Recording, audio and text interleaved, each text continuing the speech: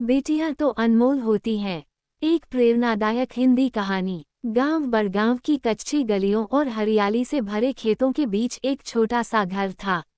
वहां रहते थे रामप्रसाद, उनकी पत्नी लक्ष्मी और उनकी दो बेटियां राधा और सोना।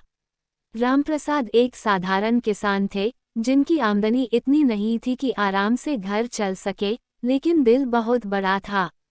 लोग अक्सर कहते, रामप्रसाद बेटा नहीं हुआ, बुढ़ापे में कौन सहारा देगा। रामप्रसाद बस मुस्कुरा देते और कहते, मेरी बेटियां ही मेरा सहारा हैं। भगवान ने जो दिया है, अनमोल दिया है।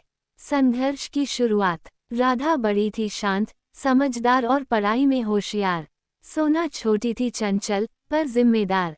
लक्ष्मी हमेशा कहती, इन दोनों को पढ़ा लिखाकर पैरों पर खड़ा करना है।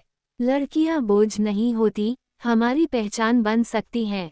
रामप्रसाद दिन रात खेतों में मेहनत करते और जो थोड़ा बहुत बचता, वो बेटियों की पढ़ाई पर खर्च करते। जब राधा ने 10वीं में पूरे जिले में टॉप किया, तब भी कुछ लोगों ने कहा, लड़की है, एक दिन ससुराल चली जाएगी, इतना पढ़ाने से क्या फायदा। पर रामप्रसाद ने सब अनसुना कर दिया।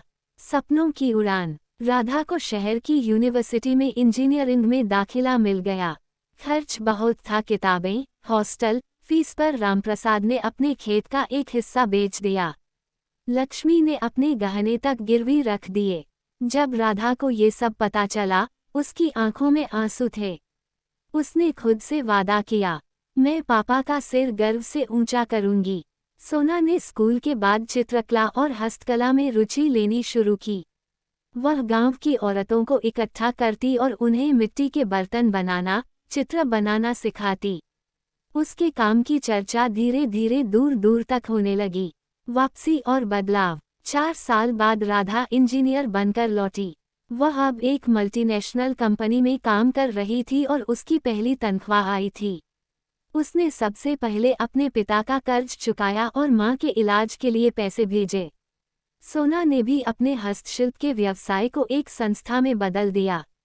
वह गांव की औरतों को प्रशिक्षण देने लगी और उनके बनाए उत्पादों को शहरों में भेजने लगी। अब हर महीने दर्जनों औरतों को रोजगार मिलने लगा। गांव वाले अब बदल चुके थे।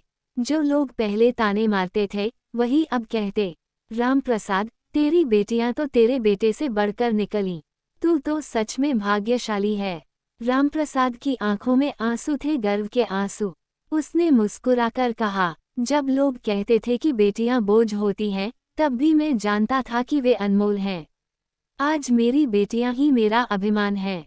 अंतिम दृश्य। एक दिन राधा और सोना ने मिलकर अपने गांव में एक स्कूल की नींव रखी, खास तौर पर लड़कियों की शिक्षा के लिए। उसका नाम रखा गया लक्ष्मी कन्या विद्यालय, अपनी मां के नाम पर।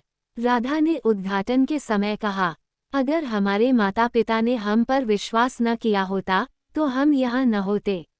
आज हम चाहते हैं कि हर लड़की को पढ़ने का अवसर मिले, ताकि वो भी अपने सपनों को उड़ान दे सके।